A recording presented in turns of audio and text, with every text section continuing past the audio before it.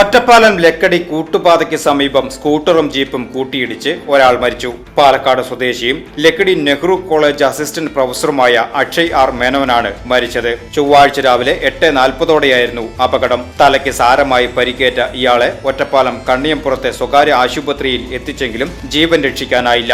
അപകടത്തിന്റെ CCTV ദൃശ്യങ്ങളും പുറത്തു വന്നിട്ടുണ്ട്. VCV news, Thiruvilwamala.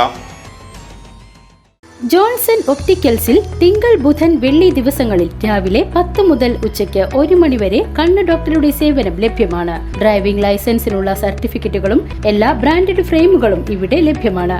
കൂടാതെ ഡോക്ടർമാർ നിർദ്ദേശിക്കുന്ന എല്ലാത്തരം കണ്ണടകളും ജോൺസൺ ഒപ്റ്റിക്കൽസിൽ നിന്നും ലഭിക്കുന്നു. ജോൺസൺ കണ്ണട വ്യാപാരം ഡിവൈൻ ആശുപത്രിക്ക് എതിർവശം, വടക്കാഞ്ചേരി.